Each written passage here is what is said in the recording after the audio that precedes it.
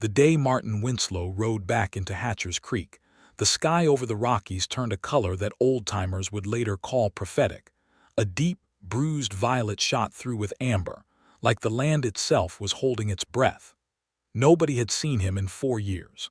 Not since the morning he saddled his gray roan stallion, Copperhead, packed a single canvas roll, and disappeared into the high country without so much as a farewell note nailed to a post. 4 years of silence. 4 years of snowmelt and hard winters and people in town slowly, gradually, letting the memory of Martin Winslow fade the way ink fades on an old letter left too long in the sun.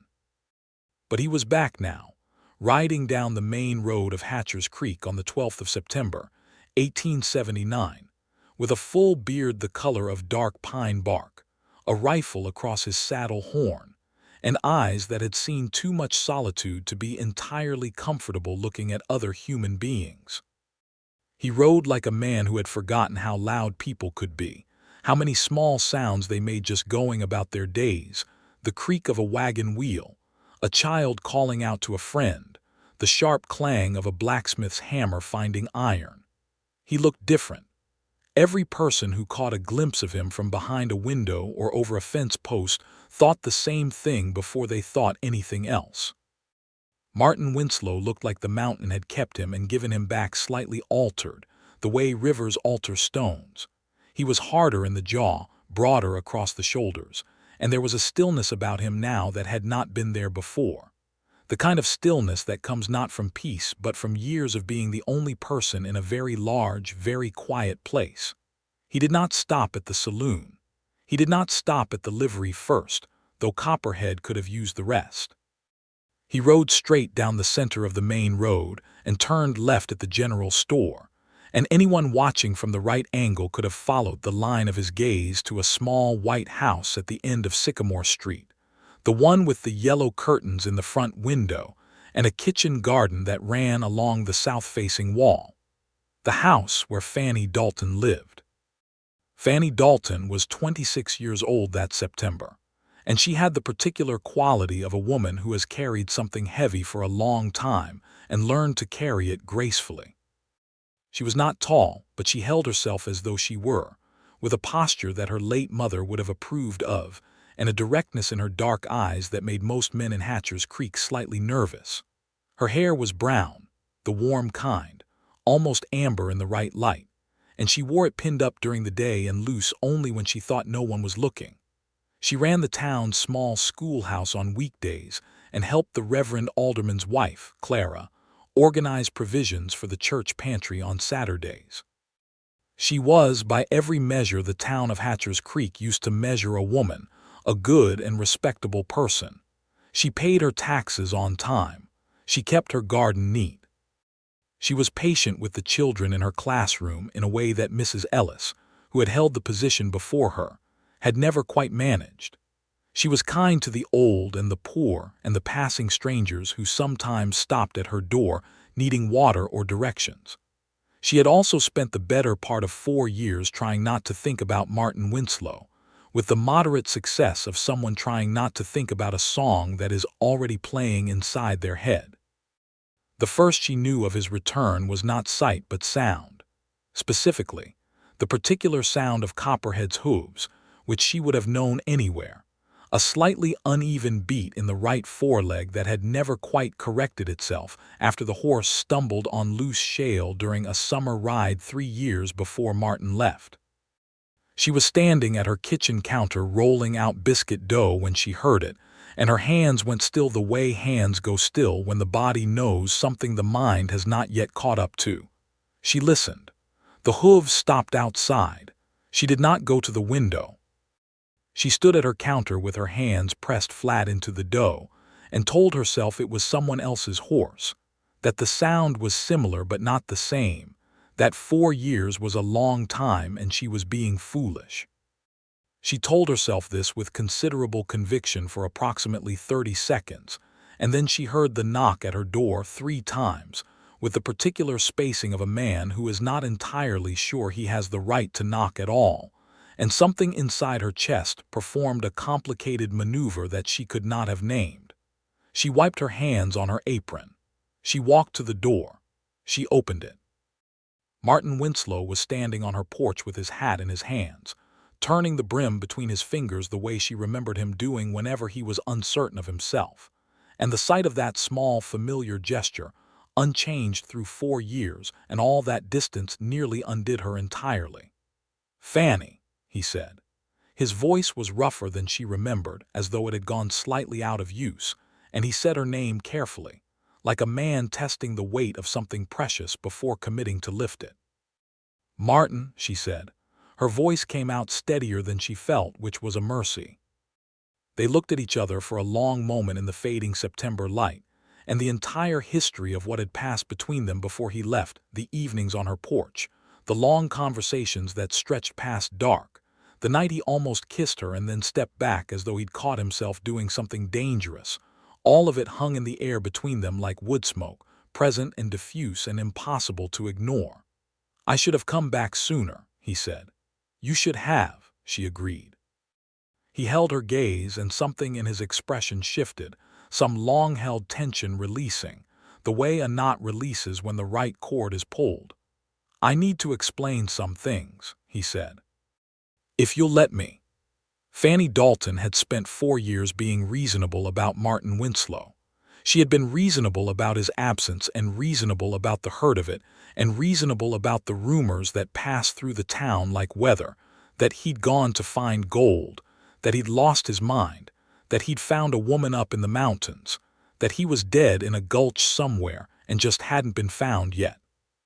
She had been so remarkably reasonable that she thought she had earned the right, standing here on her own porch with biscuit flour still on her wrists, to be a little unreasonable. "You had better come in then," she said, and stepped aside, and he came in. The kitchen was warm with the smell of the biscuits she'd been making, and the yellow curtains she'd sewn herself were still bright in the window light, and Martin looked around the room with the careful attention of a man cataloging the details of a place he had thought about many times from a great distance. He looked at the cast-iron stove, the rough-hewn table, the bookshelf she'd built herself from pine boards and barrel rungs, the small pot of sage growing on the sill. He looked at all of it as though making sure it was real. "Sit down," she said, because he was standing in the middle of her kitchen looking slightly overwhelmed by the existence of furniture, and she thought it best to give him something concrete to do. He sat. She put on the coffee, moving with the practiced ease of a woman in her own kitchen, and for a few minutes the only sounds were the pop of the fire in the stove and the wind picking up outside and the distant, diminishing sounds of Hatcher's Creek settling into its evening routines. "I left because of you," he said finally. "I want to be straight about that. I didn't leave because of trouble or debt or any of the other things people have probably been saying." She poured the coffee and set a cup in front of him. "People said a good many things," she confirmed, and sat down across the table from him, folding her hands in her lap. "Most of them contradictory. I left because I was afraid of what I felt." He looked at his coffee cup, then up at her, and the directness of his gaze was difficult to hold, not because it was harsh, but because it was so entirely unguarded, stripped of whatever defenses a man develops when he spends 4 years alone with nothing but weather and wilderness to answer to. "I was afraid I wasn't the right kind of man for you. I didn't have much to offer. I didn't have land, not proper land, and the Winslow name in this county doesn't carry much weight after what my brother did." Fannie was quiet. She remembered what his brother Gerald had done, the land fraud, the ruined families, the shame that had landed on the Winslow name like a stone dropped in still water, the ripples of it spreading out and out until they touched everyone who carried the name. She remembered how Martin had handled it, quietly and with a dignity that most people in Hatcher's Creek had not given him credit for, because they were too busy being angry at anyone named Winslow to look closely enough at the man himself. "You left because of your pride," she said, and her voice was gentle but precise, the way she spoke to her older students when they were wrong about something they needed to understand fully. He looked as though the word had landed somewhere tender. "Maybe some of it was pride," he admitted, But I also left because I cared about you too much to stay and make you miserable by being half a man. And you thought 4 years in the mountains would fix that. 4 years in the mountains fixed a good many things, he said quietly. I have land now, Fannie, 20 acres in the valley below Callaway Ridge. I worked a timber claim for 2 years and saved every cent I made, and then I bought the land outright from old Patterson when he decided he was too old for high country winters. I built a house on it. Not finished, not entirely, but standing. I have cattle, 14 head, and I have copperhead, and I have 4 years of quiet that taught me the difference between what I was afraid of and what I actually wanted. He paused. The fire in the stove shifted and settled. And I came back because of you, he said. Because there was never a morning up there that I didn't think about you first thing, not once in 4 years.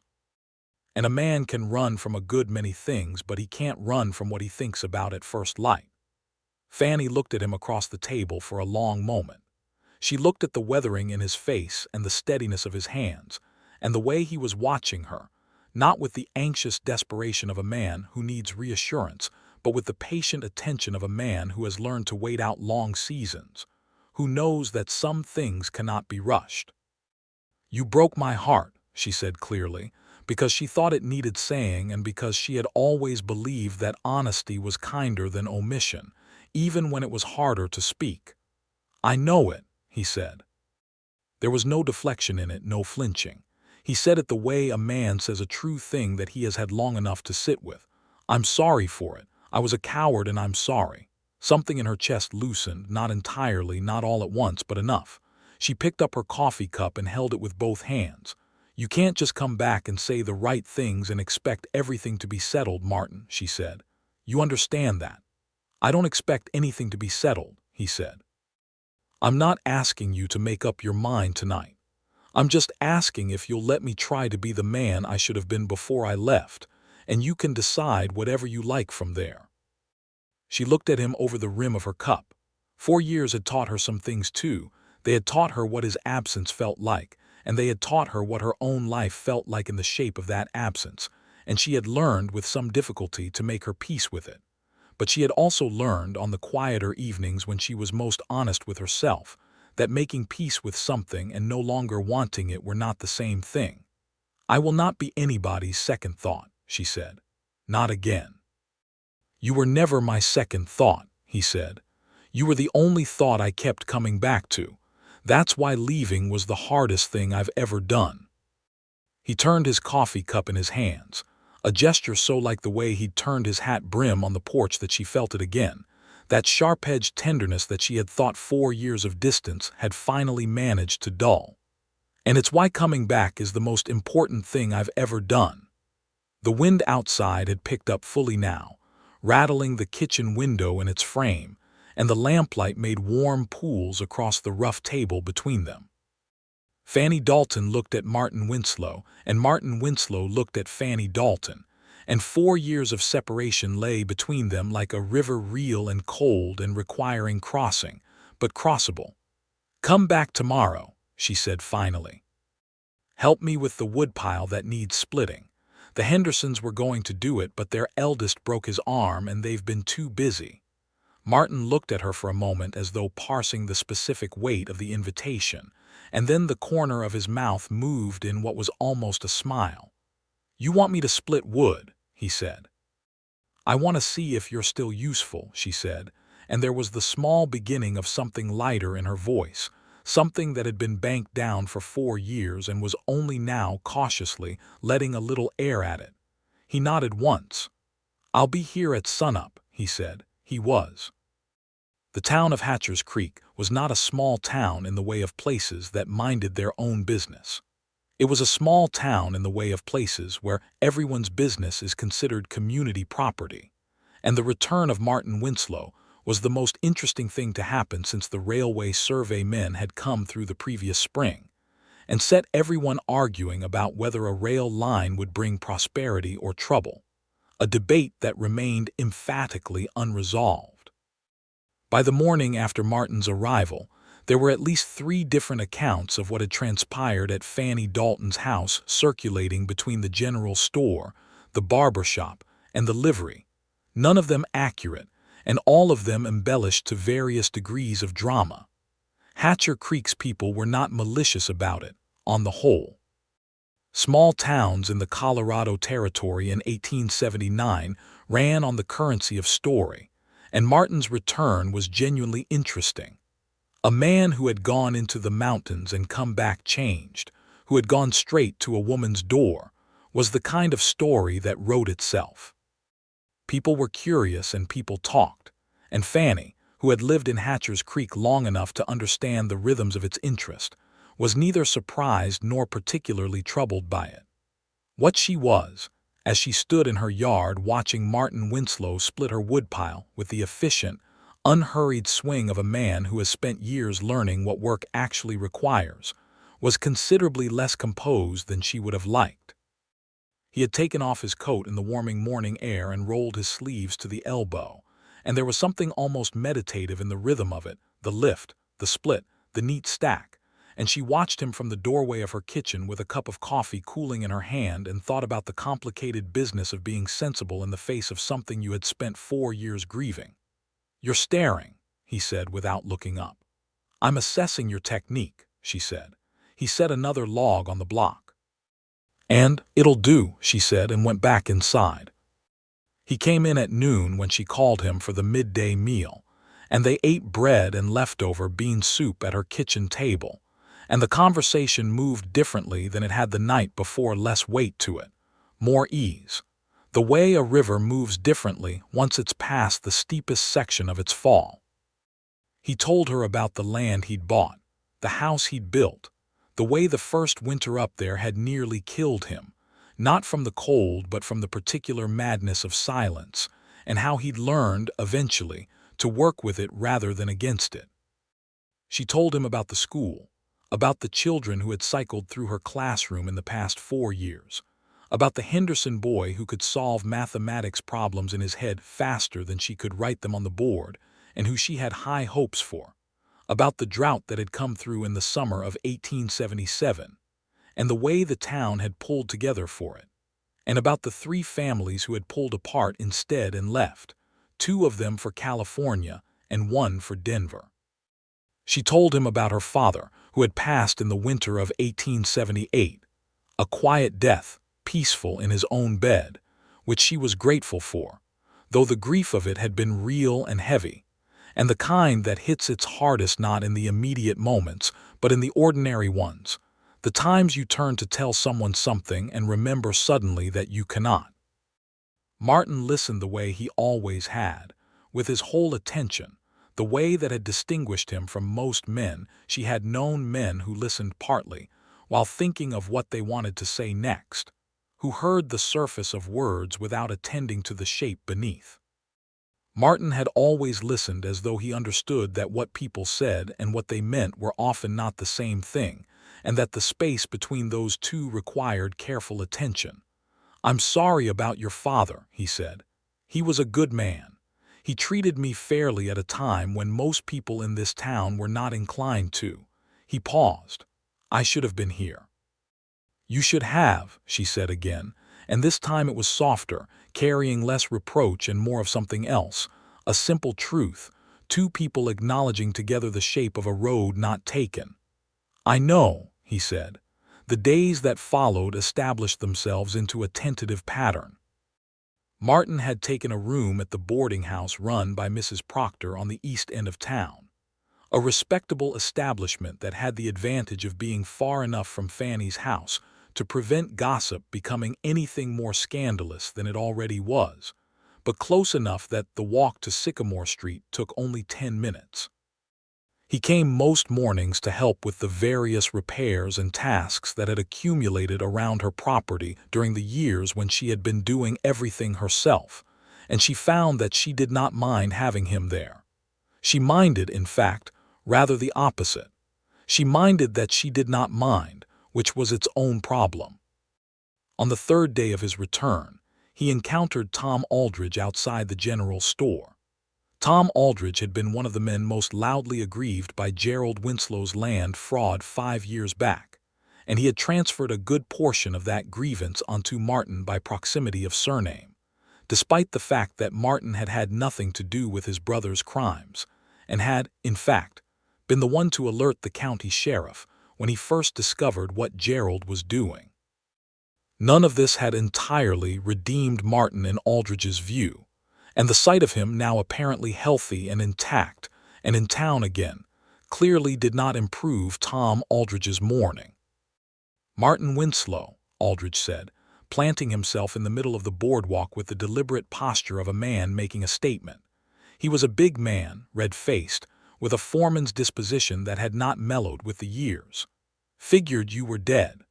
Martin stopped. He regarded Tom Aldridge with the particular calm of a man who has spent 4 years with nothing but his own thoughts and has therefore run out of patience for performances. "Tom," he said, with a politeness that was neither warm nor aggressive but simply matter-of-fact. "You got some nerve coming back here," Aldridge said, "after what your family did to this town." "My brother did harm to this town," Martin said evenly. "I didn't. Those are two different facts, and I'm not going to take responsibility for one of them." He didn't raise his voice. He didn't shift his weight or drop his hand toward the pistol on his belt. He simply said the thing plainly, with the certainty of a man who has no interest in arguing but is entirely uninterested in being wrong. "I'm here to work my land and see after some things. I don't expect you to like it." Aldridge stared at him for a moment, clearly wanting more resistance than he was getting. "The Dalton woman ought to have better sense than to let a Winslow sniffing around her door," he said, and the calculation in it was visible, going after a softer target, looking for a reaction.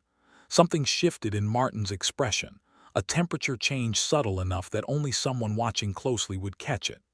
"You can say whatever you want about me," he said, his voice dropping to a register that was, if anything, quieter and therefore more definitive. "Fannie Dalton is none of your business. I would recommend you remember that." Aldridge met his gaze for 3 seconds and then looked away, finding something to interest himself in the direction of the general store door. Martin walked on. He told Fannie about it that evening when he came to sit on her porch as the sun went down, because he thought she ought to know what was being said. She received the information with the precise expression of a woman who is not particularly surprised and is managing her irritation with practiced efficiency. "Tom Aldridge has always been of the opinion that other people's choices require his supervision," she said. "He said much the same sort of thing when I took the schoolteacher position after Mrs. Ellis left, on the grounds that I was unmarried and therefore unsuitable." "And you took the position anyway," Martin said. "I was better qualified than the 2 other candidates," she said simply, "and the children needed a teacher, not Tom Aldridge's opinion about whether I was married." Martin looked at her in the early evening light with an expression she could not entirely read, something warm and complicated and deeply attentive. "You haven't changed," he said, and the way he said it made it sound like the best thing he could imagine. "I've changed considerably," she said. "You've just been away long enough that you're comparing me to a memory." "Maybe," he said, "but the part of you that doesn't bend for people like Aldridge, that hasn't changed." She was quiet for a moment, looking out at the sycamore trees along the street that gave the road its name, their leaves beginning to turn in the September cool. "The part that doesn't bend sometimes makes life lonelier than it needs to be," she said, and it was an honest admission, the kind she rarely made aloud, and she said it without looking at him. He turned toward her on the porch step. "You haven't been lonely," he said, and it was not quite a question. "Of course I have," she said. "I live alone and I work hard and I have good friends and a full life, and I have been lonely, Martin. Those things are not mutually exclusive." She looked at him now. "You should know that. You spent 4 years alone in the mountains." He was quiet for a moment. "The loneliness up there was clean," he said finally.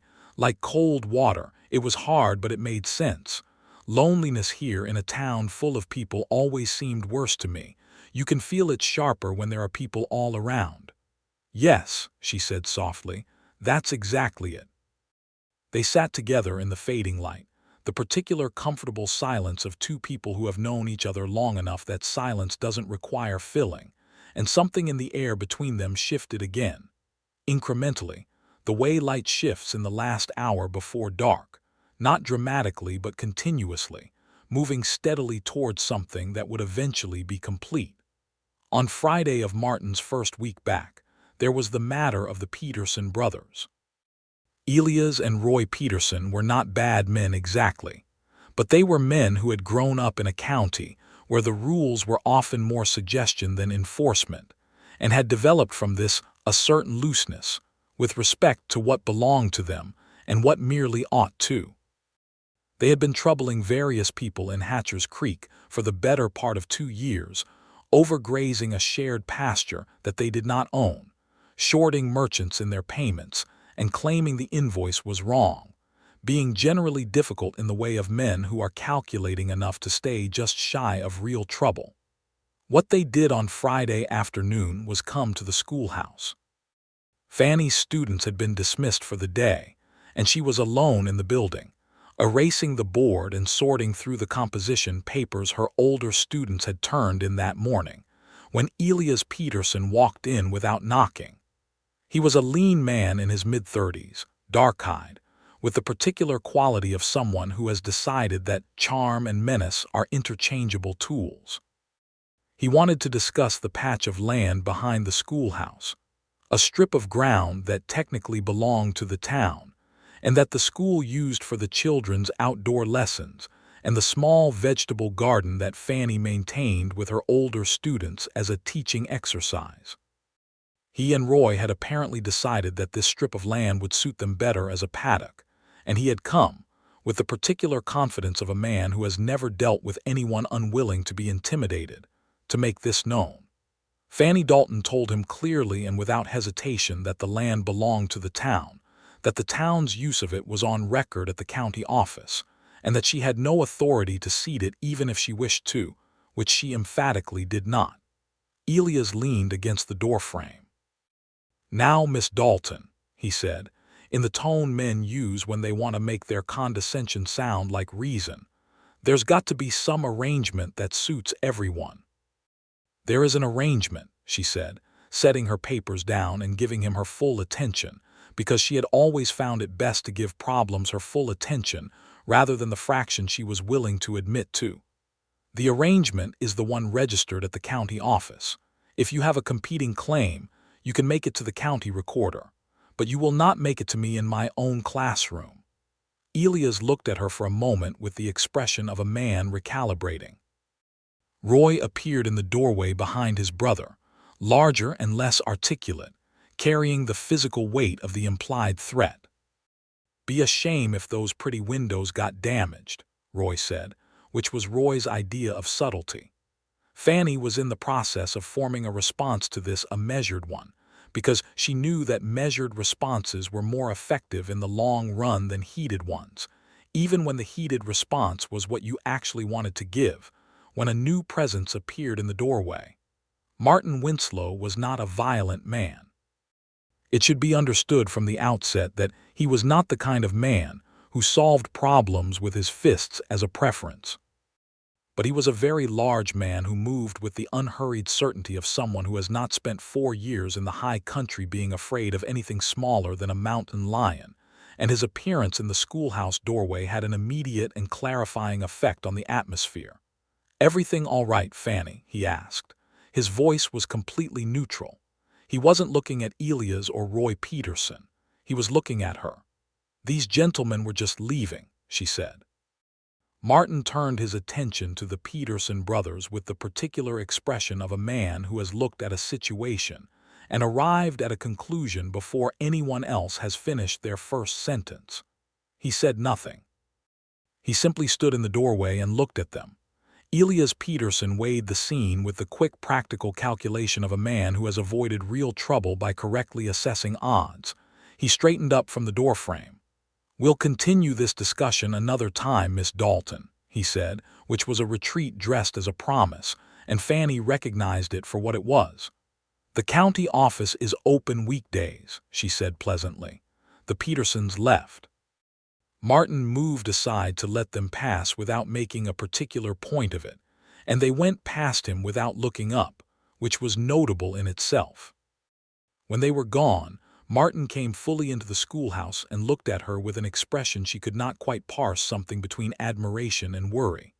"How long has that been going on?" he asked. "They've been circling that piece of land for about 3 months, she said, going back to her papers, because she did not want to make more of the incident than it required.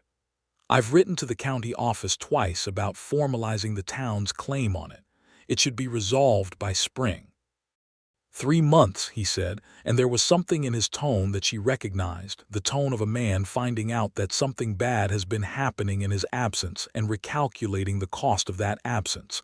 "Fannie, I am perfectly capable of managing the Peterson brothers," she said, not unkindly. "I know you are," he said. "That's not what I'm saying." She looked up from her papers. He was standing in the middle of the schoolroom, his hat in his hands again, and the afternoon light was coming through the western window at the low angle of late September and catching the planes of his face, and she thought with a sudden, unwelcome clarity that she had been managing everything perfectly well for 4 years and that this was not entirely the same thing as being glad about it. "What are you saying?" she asked. "I'm saying I should have been here," he said. "Not to fight your battles. I know you can do that. I'm saying there's a difference between being able to handle things alone and having to handle things alone, and I put you in the second category when you deserved better." The afternoon was very quiet around them. Outside, 2 of her students were playing on the road, their voices distant and clear in the dry autumn air. "Yes," she said after a moment. "You did." He held her gaze. "I won't put you there again," he said. There were words rising in her throat that she was not entirely ready to say, not yet, because she had been careful for so long about the specific hope that Martin Winslow represented, and she was not going to throw that care aside simply because he was standing in her schoolhouse looking at her with that expression. But she was also, somewhere beneath the caution, very nearly sure. "I have student compositions to finish grading," she said. He smiled a real smile, the first full one she had seen from him, and it changed his face entirely, broke the mountain-carved severity of it into something younger and warmer and so familiar it made her chest ache. "I'll come by with supper," he said. "You'll cook," she said, and let a little of the lightness back into her voice. "I've had 4 years to learn," he said. "Necessity is persuasive." He came with venison stew and cornbread, both of which were considerably better than she would have predicted, and they ate together at her kitchen table as the September dark came down outside the windows, and the conversation was easy in a way it hadn't quite managed to be since his return, easy in the old way, the way it had been in the time before he left, when they had been building towards something and hadn't quite named it yet. She found herself laughing at something he said about a particular dispute between 2 elk in the high country that he had witnessed from his front porch with his morning coffee, and the laugh surprised her, came out fuller and freer than she had intended, and she saw him look at her when she laughed with an expression that was so entirely unguarded that she had to look down at her bowl. The following week brought the matter of the county assessor. A man named Pritchard had ridden out to the valley below Callaway Ridge and measured Martin's acreage, and come back to Hatcher's Creek with a tax assessment that was, by any honest calculation, roughly twice what the land was worth under the current methodology for mineral-adjacent property. Martin brought the paperwork to Fannie on a Tuesday evening, not because he needed her help specifically, but because she had mentioned that her father had kept records of the county assessor's historical methodology for all the Dalton family land, and those records might prove useful. Fannie looked at the assessment and then looked at the old records her father had kept in a cedar box under the sideboard, and then she looked at the assessment again with the expression of a woman who has taught arithmetic to children for long enough to recognize when numbers are lying. "This is wrong," she said flatly. "I thought so," he said. "Not just a little wrong, significantly wrong. He's used the mineral survey rate and your land has no proven mineral claim." "I know. I've worked that ground for 2 years, and there's no silver vein and no gold indication. Just good grazing land and timber on the north slope.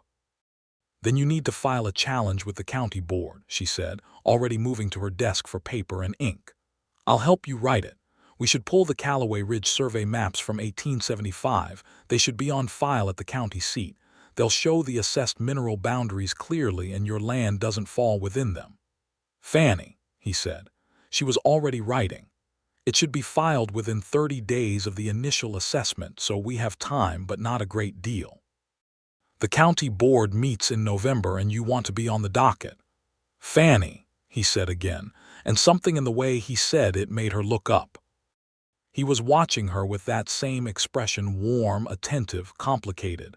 Thank you, he said simply. She felt the heat in her face and was grateful for the low lamplight.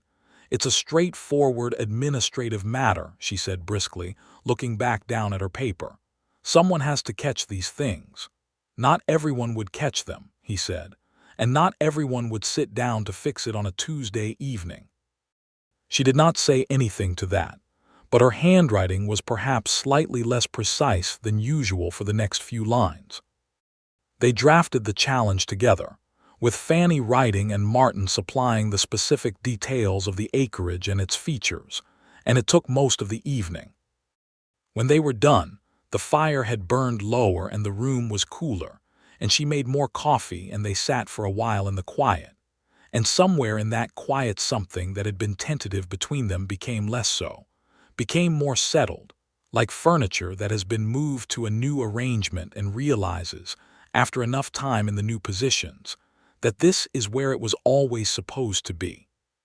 He rode to the county seat the following Thursday to file the challenge in person, because some things require a man's presence rather than a posted letter, and he came back with the confirmation that it had been accepted for the November board session.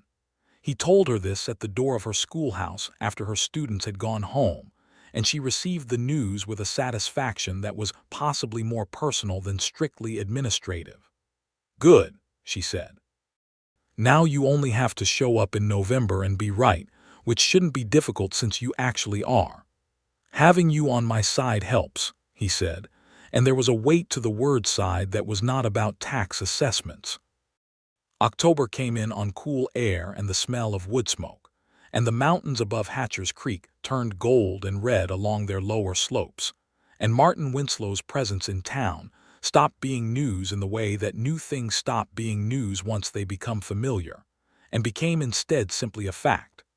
The kind of fact that people absorb into the general texture of things without making further comment, which in the economy of small-town attention was essentially an endorsement. He had started working his land properly by then, riding out to the valley below Callaway Ridge most mornings and coming back to Hatcher's Creek in the evenings, and the rhythm of it suited him in a way that the purely solitary mountain life had not, because there was something to come back to now. That was the difference he had not been able to articulate to himself during the 4 years he was gone, the thing he had felt missing without knowing what it was, not a home in the physical sense, but in the human one, a place that is a place because someone is in it. He came to Fannie's on Sunday afternoons, which had become a custom by the third week without either of them deciding on it. She would have prepared something. She was a good plain cook, not fancy but satisfying, the kind of cooking that comes from knowing how to work with what a season offers. And he would bring something from the land, game or wood, or sometimes just wildflowers cut from the meadow below his property, though he presented those with a slight self-consciousness that she found entirely endearing. The first Sunday he brought flowers. He handed them to her at her door with the expression of a man who has decided on a thing, and is committed to it, but finds the execution more vulnerable than the decision. She took them and looked at them, Indian paintbrush and purple aster and the last of the season's wild sunflowers, arranged with a roughness that was clearly the effort of someone who had never arranged flowers before but had tried. She looked at them for a long moment and then looked at him. "Thank you," she said softly. "There's more of them in the lower meadow," he said, as though he needed to explain where flowers came from. "I thought," he stopped. "I thought you might like them." "I do," she said. And then, because she had been careful for long enough and caution was costing her something she was no longer willing to pay, she looked up from the flowers and said, "I am very glad you came back, Martin." He looked at her for a moment, and everything in the set of his shoulders and the expression on his face changed in the way landscapes change when the cloud cover breaks and the full light comes through. A transformation that had been building, that had been absolutely inevitable once the conditions were right. "Fannie," he said, and his voice had the roughness in it that meant he was close to the edge of what he could express simply. She stepped out onto the porch toward him. He met her there, and when he kissed her, it was the most natural thing that had happened in Hatcher's Creek in a very long time. A thing that had been 4 years overdue, and was therefore met by both of them with the particular depth of feeling that belongs only to things that have been wanted long and finally arrived. And the autumn light on Sycamore Street fell around them in the warm, golden way of October mornings, and the sycamore leaves came down in their unhurried 2s and 3s.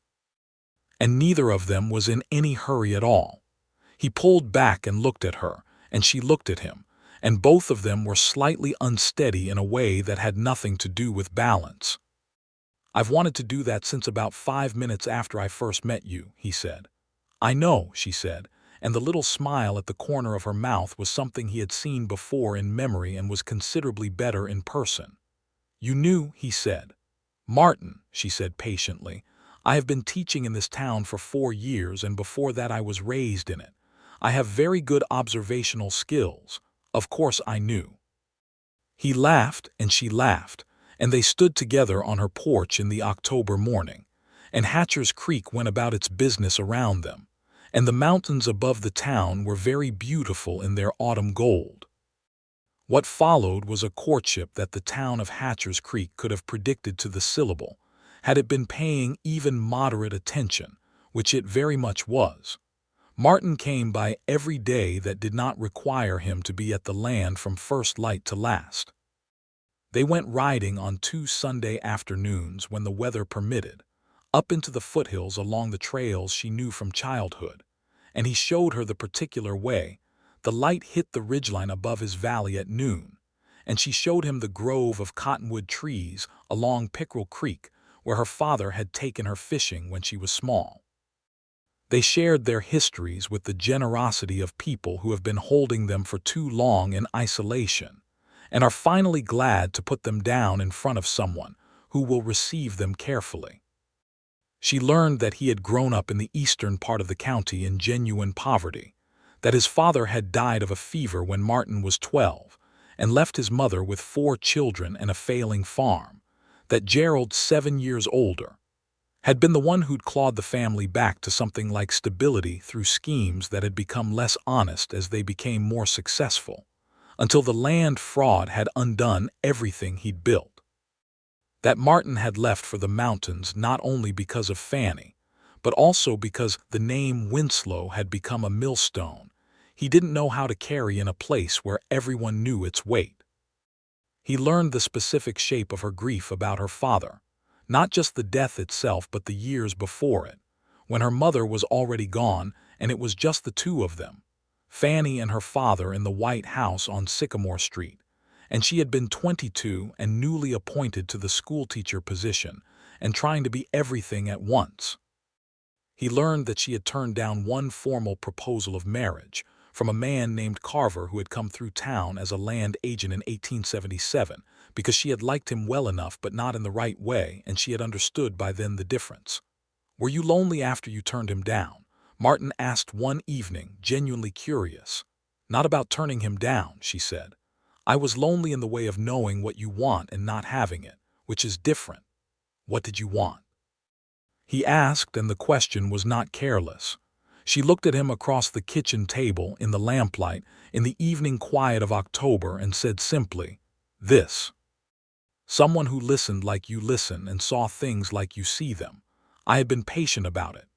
He reached across the table and took her hand, which was a gesture so entirely uncalculated and direct that it struck her as more intimate than almost anything else they had shared, and she turned her hand over in his and held it. The county board meeting in November went well. Martin presented his case against the incorrect tax assessment clearly. Fannie's carefully drafted challenge was read into the record by the board clerk, and the 3 survey maps from 1875 were produced to demonstrate conclusively that the Callaway Ridge Valley land fell outside any mineral survey boundary. The board voted 2-1 in Martin's favor, and the assessment was corrected to its proper figure. Pritchard the assessor sat in the back of the room and said nothing, which was the closest thing to an admission anyone was likely to get. Walking out of the county courthouse into the cold November afternoon, Martin looked at Fannie with an expression of such unguarded relief and gratitude that she laughed. "You didn't think it would work," she said. "I thought it would work," he said. "I was about 60% sure it would work. You seemed entirely confident in there." "A man can project confidence while being 60% sure," he said. "That's more or less what the entire frontier enterprise is built on." She laughed again, and he liked the sound of it. The way it was unguarded and full, nothing polite about it. The laugh of a woman who is genuinely amused rather than performing amusement. He thought, not for the first time, that if he had any capacity for gratitude left after 4 years of cold mountains and hard winters, the best thing to be grateful for was standing right next to him in a blue wool coat and boots that had mud on the left heel from the courthouse steps. The ride back to Hatcher's Creek took 2 hours on good road, and they rode side by side, not saying a great deal, the comfortable silence between them full rather than empty, and the November sky over the mountains was the pale cold blue of late autumn, and the cottonwood trees along the road had shed their last leaves and stood bare and gray and beautiful against it. It was 3 days after the county board meeting that Martin asked her to marry him. He did not do it formally or with elaborate preparation. He did it the way he did most important things, directly, at the right moment, without ornamentation. They were walking back from the Reverend's Sunday service, which Martin had attended for the second time in as many weeks, and the street was empty of most of its regular traffic because the November cold had sent people indoors early. The sky was white with cloud, and the air smelled of impending snow. He stopped on the corner of Sycamore Street and looked at her, and she stopped alongside him, reading the expression on his face with the attentiveness that had become second nature to her in the past 2 months. "I want to ask you something," he said. "Ask it," she said. "Will you marry me?" he said. Not with the rising inflection of a man uncertain of the answer, but as a plain question, direct and genuine. "I have the land, and the house needs finishing, and I can't promise you everything will be easy, because nothing on that land is easy, and I suspect nothing about being married to a man like me is easy either. But I will work for you every day of my life, and I will never leave again, and I will love you for as long as I am breathing. And I know that might not be enough, but I want very much for it to be." Fannie Dalton looked at Martin Winslow in the white November light on the corner of Sycamore Street and felt the full weight of 4 years and everything that had come before and after them, felt the particular quality of this moment in the way that certain moments in a life can be felt as moments even while they are still happening. "Yes," she said. "Obviously yes, Martin." He blinked, and then the smile came again, that full, transforming smile. "Obviously," he said. "I have been waiting for you to ask since about the 3rd Sunday you brought wildflowers," she said pleasantly. He laughed, and she laughed, and the first snow of November began to fall around them in the slow, soft way of early-season snow, the kind that doesn't mean business yet but wants you to know it's coming, and he took her face in both of his cold, roughened hands and kissed her there on the corner of Sycamore Street with the snow coming down around them, and neither of them had any interest in whether anyone was watching. Several people were, in fact, watching, and the information was circulated through Hatcher's Creek at a speed that would have impressed the new telegraph operators they had brought in that spring. The Reverend Alderman was unsurprised and immediately welcoming.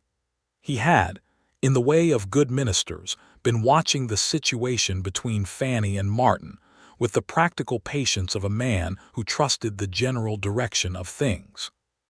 His wife Clara, who had been Fanny's closest friend for the better part of 3 years, appeared at Fanny's door within the hour with both congratulations and opinions about timing, ceremony, and what to do about the unfinished state of the house on the Callaway Ridge land. All three delivered with the brisk, loving efficiency of a woman who takes friendship seriously. "The house will be finished by spring," Martin told Clara Alderman, who had appointed herself to the question of whether it would be habitable.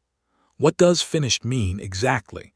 Clara asked in the tone of a woman requiring precision. "4 rooms fully enclosed, a proper chimney on the kitchen end, the roof sealed against weather, and a floor that doesn't have gaps," he said. "It's already 2 rooms down, and I'll work through winter on the rest." "And firewood," Clara said. "Enough for 3 winters," he said, with the quiet satisfaction of a man who has been planning this since before he came back down from the mountain. Clara looked at him for a long moment, and then at Fanny, and then back at him.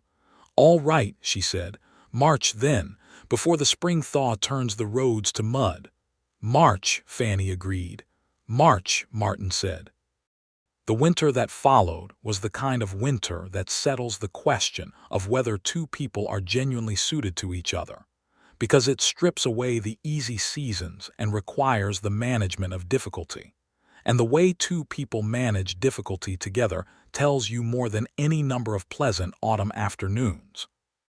Martin worked the Callaway Ridge house through December and January, riding out in the cold mornings and coming back to Hatcher's Creek in the dark evenings. And Fanny taught her students through the worst of the winter snow and organized the church pantry provisions for the families in the outlying farms who were having a hard season. And on the evenings when the cold was not too severe, they were together at her kitchen table, planning the practical details of a shared life, with the serious pleasure of people who have come to a thing after enough waiting that they do not intend to do it carelessly. They planned the house and the land. They planned the cattle rotation for spring. Martin had 14 head going into winter, and believed he could build to 30 by the following autumn if the spring calving went well.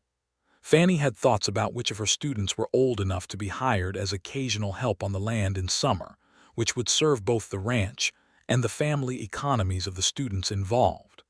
They discussed money with the frankness of people who have both been poor at some point and have no romantic illusions about it. What they had, what was needed, what could be built toward. In February, Tom Aldridge came to see Martin.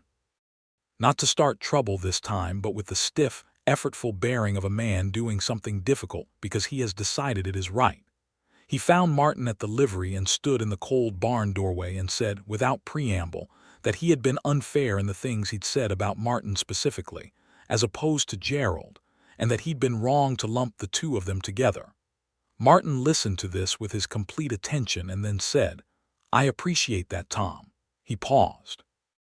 "I know Gerald hurt your family badly. I'm sorry for it. I was sorry at the time, and I'm sorry now." Aldridge nodded once, with the compressed dignity of a man storing a lot of feeling in a small space. "I heard you turned your brother in to the sheriff," he said. "He was going to take another 30 families before anyone else figured it out," Martin said simply. "There wasn't any other choice." Aldridge extended his hand. Martin shook it. They would never be easy friends, and both men knew it, but the air between them was cleared of its worst weight, and in a small town that mattered more than it might seem. The Peterson brothers, meanwhile, made one more attempt at the schoolhouse land in January, this time with a formally incorrect petition to the county land office that Fanny identified as improperly filed and challenged through the same process she had used for Martin's assessment. The county land office sided with the town's existing use record. The petition was rejected, and the Peterson brothers subsequently directed their attentions to a different disagreement entirely, involving a fence line on the other side of town and someone who was less well organized about county paperwork. Fanny did not feel particularly sorry for this development.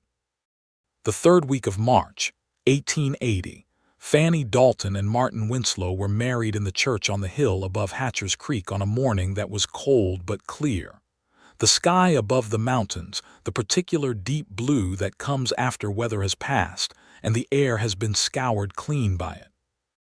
The church was full, not because the whole town was universally enthusiastic about Martin Winslow, though most of it had come around to at least basic approval, but because Fannie had been a good neighbor and teacher and friend to this town for years, and people who are genuinely loved tend to draw full churches. Clara Alderman had organized the flowers, winter branches, and dried prairie grasses, and the last of the rose hips, arranged in the plain wooden vases with the unconscious artistry of a woman who does everything fully. Reverend Alderman performed the ceremony with the warm brevity of a man who has been saying the words long enough to know which ones matter and trusts them to carry their own weight. Fannie wore her mother's pearl buttons on a dress of deep blue wool that Clara had helped her make, and her hair was up but softer than usual, and she looked like herself, which was, Martin thought as he watched her come down the aisle on the arm of old Samuel Pike, who had been her father's closest friend, the most beautiful thing he had ever seen, not because she was the most ornate or the most polished, but because she was entirely, unapologetically, purely herself, and she was walking toward him. He had shaved his beard for the occasion, which caused a small sensation in the front rows as people who had not seen his face for 4 years registered that he was, in fact, somewhat younger than the beard had implied. He had also acquired from the general store a suit jacket in dark wool that fit him well enough and that he wore with the slight self-consciousness of a man more comfortable in range clothes, and Fannie found this detail, his careful effort at finery, so endearing that she had to press her lips together to keep the full smile contained until they were facing each other at the altar. "You shaved," she said quietly before the Reverend began. "Seemed appropriate," he said. "You look exactly like you," she said. "So do you," he said, and the warmth in his voice made it the highest compliment she had ever received.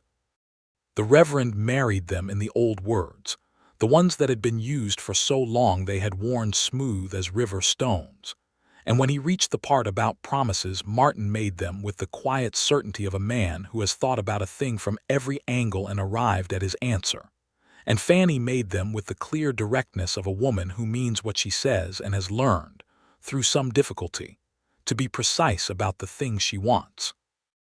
They rode out to the Callaway Ridge land that same afternoon because the house was ready, not perfect, not finished in the way a finished house is finished, but standing and warm and real, with the kitchen chimney drawing cleanly and the floor solid underfoot, and the 4 rooms of it smelling of fresh-cut pine and the cold, clear air of the valley.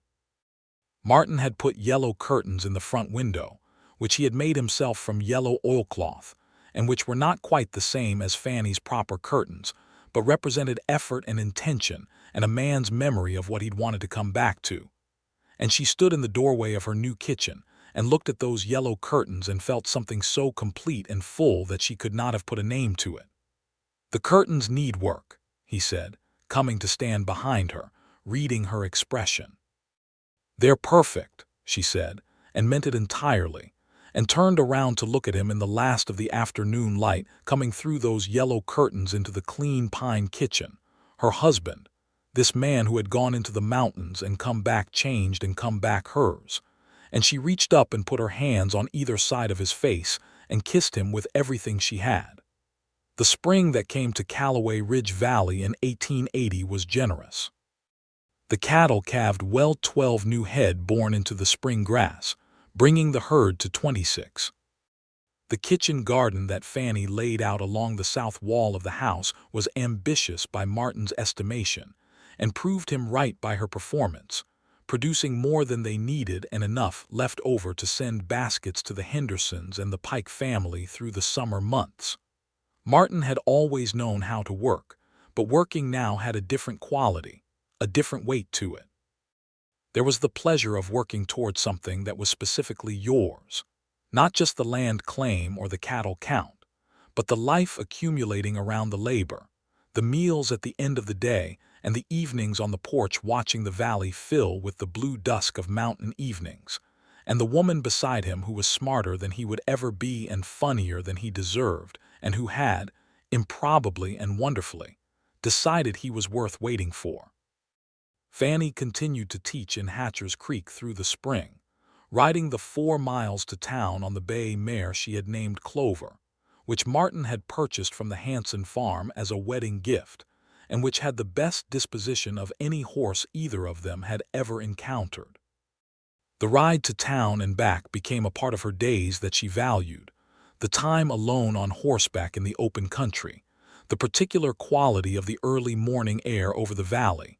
The mountains always present above everything, steady and enormous and indifferent in the way that is not cruel but simply vast, and which she found, after enough months of it, genuinely comforting. She was sitting on the porch on a July evening, watching the fireflies come up from the meadow grass below the house, when she told Martin that she was expecting. He was sitting on the step below her, leaning against the post, and she saw the stillness come over him, the full, arrested stillness of a man receiving news that the world has just changed. And then he turned and looked at her with an expression she had never seen on anyone's face before, not exactly, the particular combination of awe and terror and fierce, overwhelming love. "Fannie," he said. "Yes," she said. "I know." He took her hand between both of his and held it and looked at her for a long time without saying anything, which was not the absence of response, but the presence of a feeling too large for words to serve adequately. And she understood this and was glad of it. And the fireflies came up from the meadow in their slow, drifting constellations, and the mountains above the valley went dark against a sky going green, and then blue, and then the first deep black of a clear Colorado night. Their son was born in the first week of March, 1881, which had them both noting privately that it was almost exactly a year since their wedding, though neither of them said this aloud in front of Clara Alderman, who had strong opinions about what constituted proper observation of anniversaries, and would have felt that a calculation was insufficient. He was a boy with his father's dark eyes and his mother's particular quality of attention, a baby who looked at everything around him, with the focused seriousness of someone taking careful inventory of a new situation. They named him James, after Fannie's father, and added William for Martin's James William Winslow, which Fannie wrote in the family Bible that had been her mother's in the round, precise hand she used for things that needed to last. Martin held the baby with the slightly uncertain care of a large man suddenly made aware of how large he is, and Fannie watched him from the bed where she was recovering, and thought that there were a limited number of things in the world that could make a man like Martin Winslow look both terrified and transported at the same time, and the one currently in his arms was apparently one of them. "He's very small," Martin said. "All babies are very small," Fannie said. "He feels," Martin paused, looking down at the sleeping face. "He feels like the most important thing I've ever held." "That's because he is," she said. Clara Alderman came and went that day with food and instructions. Old Samuel Pike came by with a carved wooden rattle he had made himself. 3 of Fannie's former students showed up at the gate with a bunch of early spring flowers cut from wherever they'd found them, which were slightly battered from the journey but represented genuine affection, and Fannie was more moved by them than she would have predicted. The summer of 1881 was a full one. James grew in the way that healthy, well-loved babies grow, steadily, with appetite and noise and the general commanding presence of a person who has not yet learned to moderate his demands on the universe. Fannie taught through the spring term and took the summer off, which she had not done since taking the position, and found that the valley and the house and the garden and her husband and her son were more than sufficient occupation for the months of not teaching. Martin expanded the cattle operation through the summer, took on a hired hand named Domingo Ruiz, who came recommended by the Hanson family from their own dealings with him. A skilled, practical man in his early 30s, who had worked cattle ranches from Texas to the Colorado high country, and who settled into the work at Callaway Ridge with the efficient adaptability of someone who has had a great deal of practice at being useful in new places. He was quiet and competent, and had an absolute gift with horses that Martin recognized and respected immediately. Domingo had come up from Texas along a route that had taken him through some of the worst of what the territory offered: the hostilities, the deprivations, the particular indignities directed at Mexican men working Anglo ranches, which he discussed without self-pity, but with a clarity that made both Martin and Fannie attend carefully. He had been treated badly at some places and fairly at others, and he had learned, he said, to stay where the fairness was. Martin paid him the same rate he would have paid any man of equal skill, which was a simple thing but not, Domingo made clear in his quiet way, an entirely common one. And the three of them, Martin and Fannie and Domingo, worked the Callaway Ridge land through the second summer with the easy collaborative trust of people who have established, without needing to say it, that they are all pulling in the same direction. The autumn of 1881 brought a development that Hatcher's Creek received with significant interest. The railway survey men came back, this time with confirmed plans rather than speculative ones, and the news that a spur line would be built through the valley below Callaway Ridge by the following spring touched off exactly the argument about prosperity and trouble that had been brewing since the first survey 2 years back. Martin was in favor of the railway, on the specific and practical grounds that a cattle operation of the size he was building needed a way to move animals to market that didn't depend entirely on the seasonal condition of road through mountain passes. Fannie was interested in what the railway would bring in the way of books and materials and possibly additional teachers, since Hatcher's Creek was growing and the single schoolroom was beginning to feel its limits.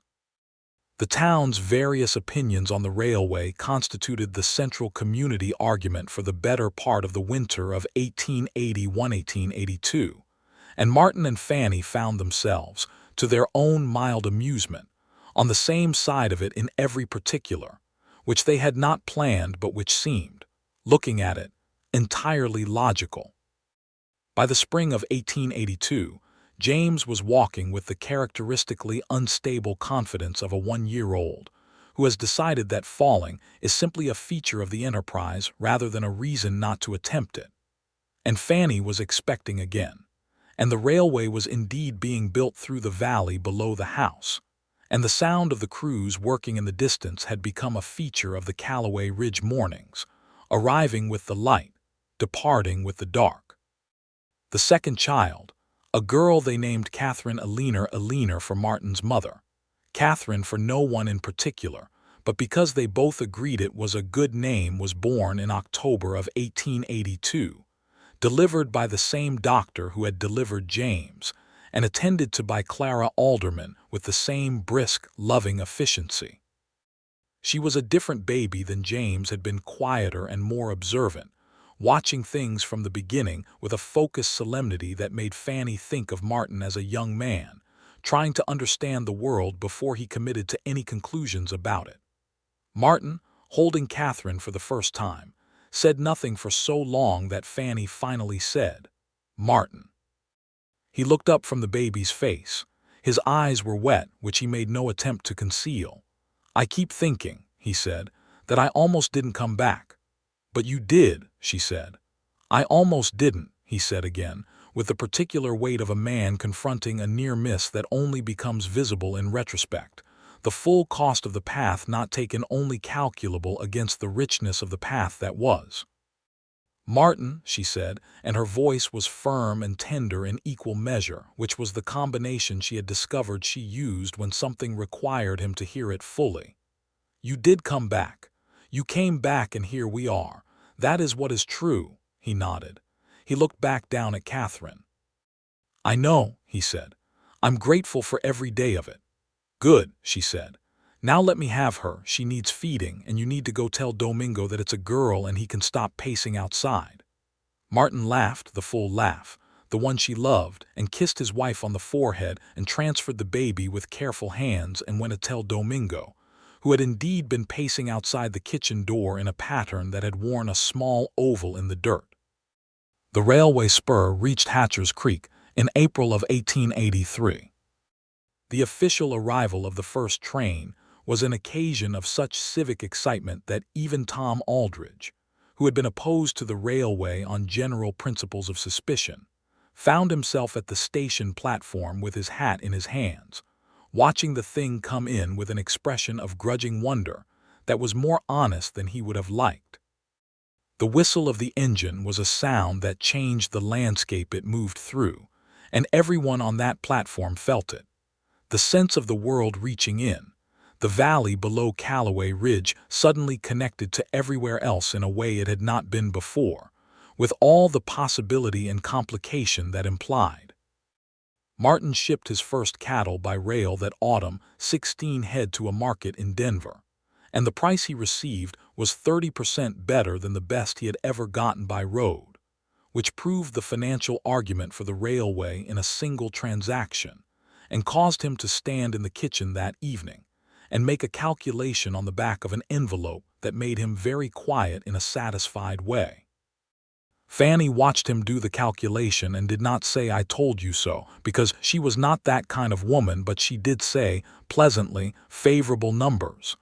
"Very favorable," he said. She said, and gave him more coffee. James, at 2½, had developed the intense interest in cattle operations that small children sometimes develop toward whatever the most present and comprehensible adult work around them is, and followed his father and Domingo around the property with the solemn attentiveness of someone in a serious apprenticeship. He asked questions. He asked a great many questions.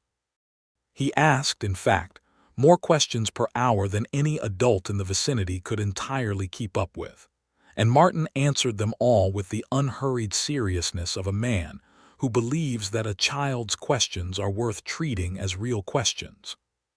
Fannie watched this and thought, not for the first time, that Martin Winslow was a better man than he had ever believed himself to be, which was perhaps the truest thing about him, not the strength or the capability or the work ethic, all of which were real and considerable, but the fundamental decency that had always been there, and that he had spent too many years doubting. The winter of 1883–1884 was hard, the hardest the Colorado Territory had seen in a decade, with snows that came in November and didn't break until nearly April, and temperatures that kept the valley in a grip that tested everything. They lost 3 head of cattle to the cold in January, and nearly lost a 4th before Martin and Domingo managed to get it into the barn and warm. The house was warm and tight. Martin had added to it during the previous summer, a proper parlor on the east end, and an additional bedroom for the children, and the woodpile he maintained was, as he had told Clara Alderman 3 years ago, sufficient for 3 winters, which proved its worth in January's worst week when snow came over the windowsills. They were snowed in for 5 days in February. 5 days in the house together with 2 small children, and enough wood for warmth, and enough food for sustenance, and nothing pressing to do but be together in the close warm space of it. And Fannie later described those 5 days to Clara as among the happiest of her life, which Clara received with the specific understanding of a woman who loves her own husband, and therefore does not require further explanation. They told each other things in those 5 days that had been held back in the ordinary course of busy days. Stories from childhood and fears they had managed quietly, and hopes they had not yet voiced, and the small observations about the world that are too particular to say, unless you are snowed in with someone who has all the time available. Martin told her about the first winter in the mountains, the real first winter before he'd built his shelter properly, when he had genuinely thought he might not make it through, and had thought of her then, not as a reason to survive in any dramatic sense, but as a fact, present and clear in his mind, the way the North Star is present and clear on a cold night, a fixed point to orient by. Fannie told him that the night he left, the morning she woke up to the news that his horse was gone, and no one had seen him since. She had gone to the sycamore tree at the end of her street and stood with her hand on the bark for a long time, because she needed to touch something solid, and the tree was there. She had not told anyone this before because it seemed too private and too exposing, but in the snowed-in house on the fifth quiet day, she told it to Martin and he listened to it with his full attention and then said, very quietly, "I'm sorry I caused that." "I know," she said. "I'm going to spend a good long time making sure you never have to stand at a tree looking for something solid again," he said. She looked at him, this man across the table in the warm kitchen with the snow piled to the windowsills outside and their children asleep in the next room, and the lamplight making everything golden and close. "You already have," she said simply. The spring of 1884 broke eventually, the way springs always break after hard winters, with an insistence that seems to build for weeks before it fully arrives, the snow retreating in stages, the grass coming green from under it with a brightness that always looks surprised. The cattle had come through the winter at 24 head, and the spring calving brought 11 new animals, and Domingo, who had wintered over in the small cabin Martin had built for him at the north end of the property, came back to the main work of the season with the air of a man who has had enough of his own company and is glad to return to the rhythm of shared work. The railway had, as Fannie had predicted, brought new things to Hatcher's Creek. A second schoolroom had been added to the building in 1883, and a second teacher hired a young woman named Ada Marsh, newly arrived from Ohio, who was capable and earnest, and who looked at Fannie with the particular respect of someone who has heard about a predecessor and finds the reality fully equal to the account. Fannie had stepped back from full-time teaching when Catherine was born, but maintained the school with part-time hours, which suited everyone including the students, who had always valued her most highly of the two teachers in the particular way children value someone whose attention is entire rather than distributed. On a May evening in 1884, when the valley was green and the cattle were out on the spring grass, and the children were in bed, and the mountains above the property were still carrying their winter snow on the highest ridges, while their lower slopes had gone fully, gloriously green, Martin and Fannie sat on the porch in the long Colorado twilight and looked at what they had made. The house was solid behind them, warm with the day's heat still in its walls, the kitchen garden visible along the south side, the barn standing dark and good against the evening sky, Copperhead's gray shape moving in the paddock and Clover beside him. The cattle were shapes on the lower meadow. Smoke came thin and straight from Domingo's chimney at the north end of the property. Somewhere in the distance, the railway's evening run was moving through the valley, its whistle a long note that the mountains picked up and carried. "4 years," Martin said. Fannie looked at him. "It's been almost exactly 4 years since I came back," he said. "To the month." She considered this. September to May was closer to 5, but she knew what he meant 4 years since his return, the full turn of season since the knock at her door in the evening light. "Are you glad?" she asked, though she knew the answer. He turned to look at her, and in the long May light his face had the particular quality it always had in the evenings, the hardness that the mountain had given it present still, but softened, warmed, inhabited by a happiness that was so settled it had stopped needing to announce itself and had simply become part of the structure of who he was. "I am the greatest man in the Colorado Territory," he said. "Possibly the greatest man alive." She laughed and leaned her head against his shoulder, which was large and warm and exactly the right height for leaning, and his arm came around her in the easy way of people who have been doing this long enough that it requires no thought, and they sat together in the May evening, while the light went slowly gold and then rose, and then the deep peaceful blue of coming night. James called from inside, a sleepy call rather than an urgent one, the particular sound of a small boy not quite committed to being awake but not quite ready to let go of the day either. "I'll go," Fannie said, moving to rise. "Stay," Martin said. "I'll go." She watched him go inside, tall in the doorway, and heard his voice in the bedroom low and unhurried, the particular cadence of a father settling a child back toward sleep.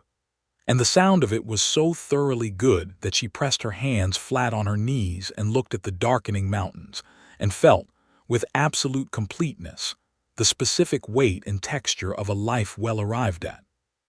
He came back out after a few minutes and sat back beside her, and she put her head against his shoulder again, and the mountains went dark and the stars came out over Callaway Ridge in their numbers, the way they do far from towns, pressing down close and extraordinary, and the man and the woman on the porch below them sat together in the quiet of all they had built, and the spring night was full and warm around them, and neither of them needed anything at all. In the years that followed, the life they had made at Callaway Ridge continued to grow and settle in the way that good things grow, not without difficulty, because nothing worth having is without difficulty, but with the particular resilience of something built on an honest foundation, by people who had waited long enough to know the difference between what they needed and what they merely wanted. By 1885, the cattle herd had grown to 40 head, and Martin had taken on a second hired hand alongside Domingo, a young man named Pete who had grown up on the eastern plains and was learning the mountain ranch work with the eagerness of someone who has found the thing he is suited to.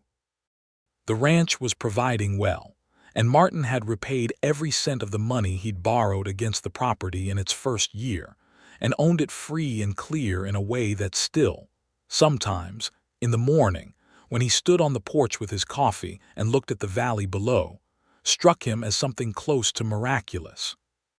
Fannie taught until James was old enough for school, and then she taught him too, because the particular pleasure of teaching her own child alongside the other children in Hatcher's Creek turned out to be something she had not anticipated but found entirely satisfying. James was a good student, not the fastest or the most naturally inclined to sitting still, but genuinely curious and stubborn enough about things he didn't understand that he rarely left them unresolved, which were, Fannie told Martin privately, the qualities that made for actual learning rather than the performance of it. Catherine, at 3, showed early signs of the same mathematical facility as the Henderson boy who had impressed Fannie years earlier, arranging her blocks in patterns that were more deliberate than chance and counting everything with the focused interest of someone who suspects numbers contain significant information and intends to find out what. "She gets that from you," Martin said one morning, watching Catherine arrange pine cones in a row on the porch step and count them with a small pointing finger. "You're not bad at figures yourself," Fannie said. "I'm adequate," he said. "You're genuinely good." "Adequate keeps the ranch solvent," she said. "Genuinely good is what I'm counting on her for." He laughed.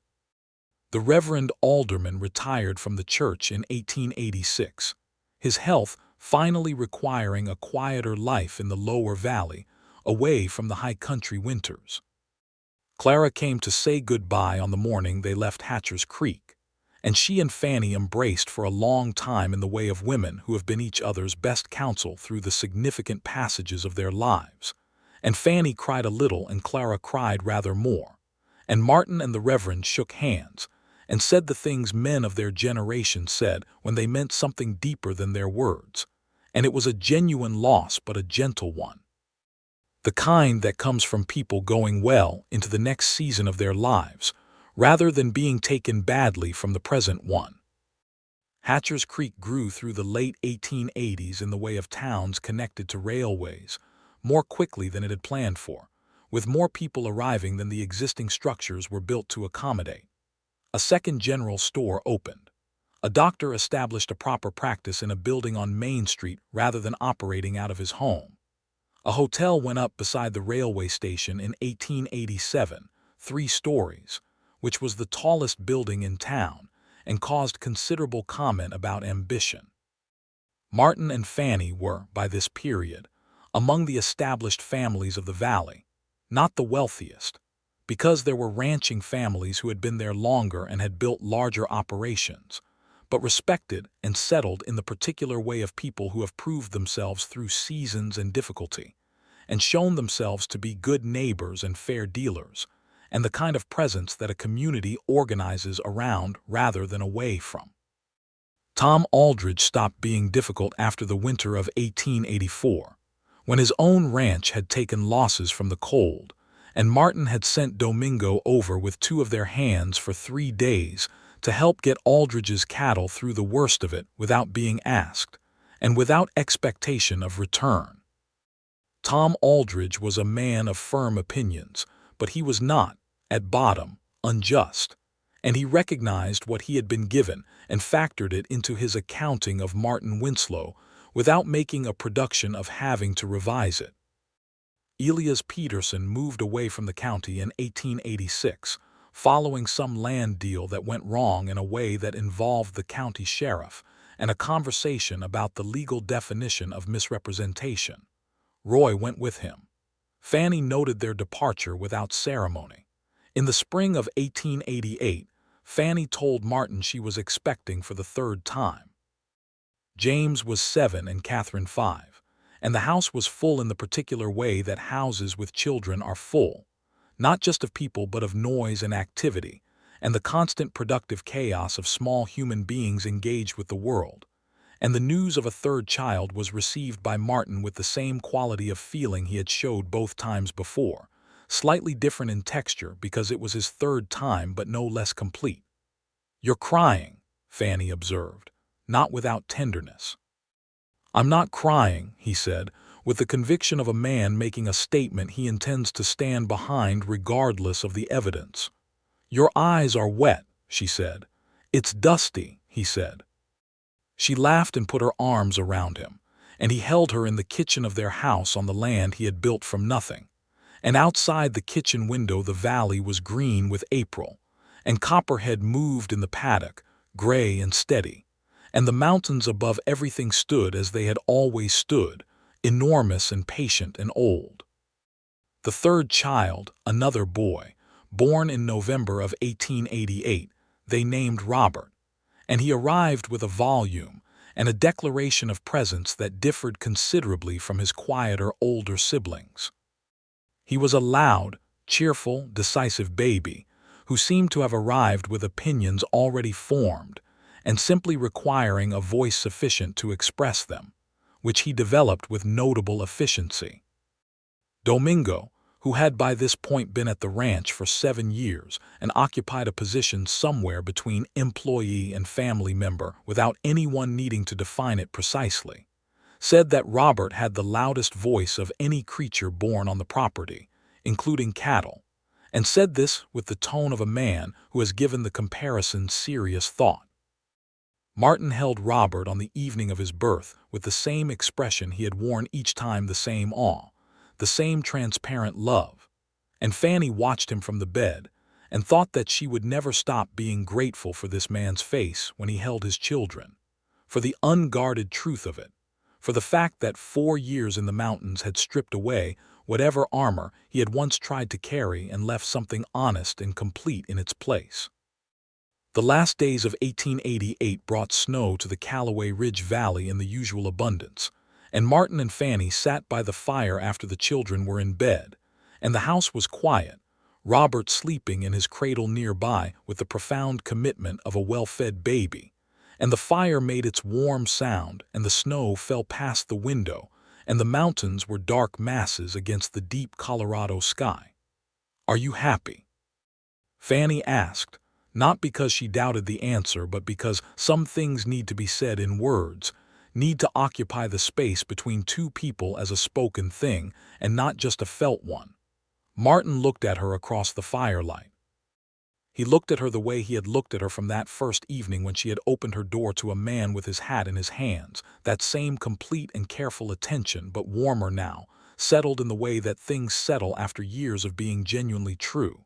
"I'm the happiest I have ever been," he said, "and I say that with full knowledge of what the alternative was."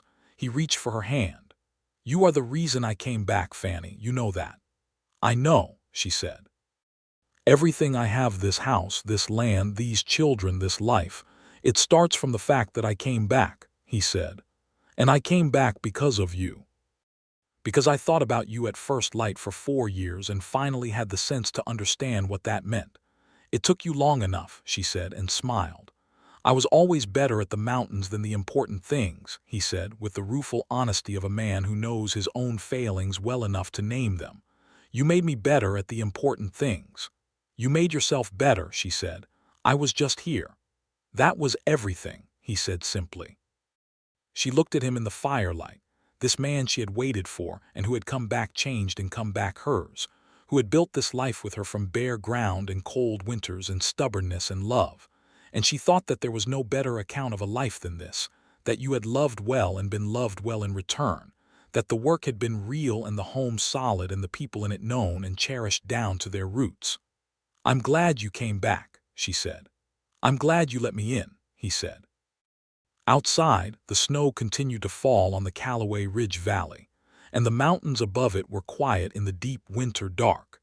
And in the house below them, the fire burned warm and steady, and the children slept, and the man and the woman held each other's hands across the small space of firelight between them, and everything that needed saying had been said, and everything that needed to be was. In the years that followed, the Winslow Ranch at Callaway Ridge became one of the anchor operations of the county, not because it was the largest or the most famous, but because it was run with the kind of consistent, honest industry that outlasts flash and scale alike. Martin and Domingo worked the land through the turning seasons with the easy partnership of men who trust each other entirely. And by 1890, the herd had grown to 60 head, and the timber operation on the north slope of the property had been developed carefully enough to provide material without depleting, the way Martin had always believed resources ought to be managed with the long view in mind. The understanding that a man is working land that will outlast him, and that he is responsible for leaving it in a state the next generation can use. James, at 9, was already useful in the way that ranch children become useful, not ornamental help but real, contributing work, the kind that mattered to the operation's daily function. He had his mother's directness and his father's patience, which was a combination that suggested, to both his parents, a person who would find his way well. Catherine, at 7, was already the best at figures in her classroom and was reading 2 years ahead of her grade, and Robert, at 2, was loudly and comprehensively interested in everything, which remained his most defining characteristic. Fannie taught part-time and kept the household and the kitchen garden and the accounts, which she managed with a precision that Martin had learned to simply trust entirely, because her numbers were invariably right, and her forecasts for the operation's finances invariably accurate, and her judgment about when to expand and when to consolidate had never, in the years they had been building this thing together, been wrong. On the occasion of their 10th anniversary in March of 1890, Martin rode to Hatcher's Creek without telling Fannie where he was going and came back with 3 things. A bolt of yellow silk from the general store, which had recently begun stocking dry goods from the railway's eastern connections, and had things in stock that it could never have offered before the line came through. A book of poetry by a British author that Fannie had mentioned once, 3 years ago, in passing, in a conversation he had apparently committed entirely to memory, and a small pearl brooch in a setting of worked silver that had come in on the last supply wagon from Denver. He put these on the kitchen table on the morning of their anniversary and stood back with the air of a man who has planned something and is now subject to its reception. Fannie looked at the 3 items on the table and then up at him. "You remembered," she said, about the book, because she knew that was the point. "3 years ago," he said. "You said you'd been wanting to read it since your schoolteacher training." She picked up the book, turned it in her hands, put it down and picked up the brooch. The silver work was fine and the pearl at its center was real, pale and clean, and the workmanship was the kind that comes from someone who knows their trade. "Martin," she said. 10 years, he said simply, "of being given better than I deserve." "That is not how I would describe it," she said. "It's how I describe it," he said. "Every day. I am grateful every day, Fannie."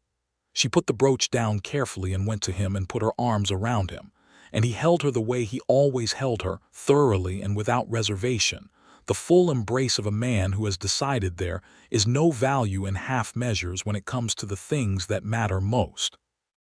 "I love you," she said it plainly into his chest. The way she said the things that were most true, without ornamentation, trusting the simplicity to carry the full weight. "I love you," he said, into her hair, and meant by it everything he had ever meant by it. Everything the 4 years in the mountains and the return and the years of building had accumulated in him. The whole long story of what he felt for this woman who had opened her door to him and been honest with him and built a life beside him and was, now and always, the reason he had come back.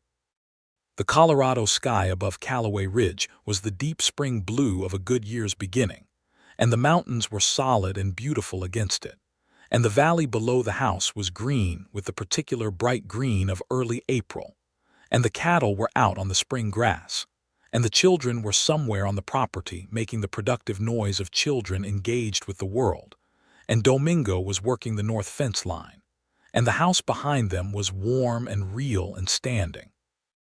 And everything that Martin Winslow had once been afraid he couldn't have, this land, this life, this woman, this love, was here and solid and entirely, completely his, as he was entirely and completely hers, and the mountains that had kept him for 4 years looked down on all of it with the ancient patience of things that have seen enough to know when a thing is right.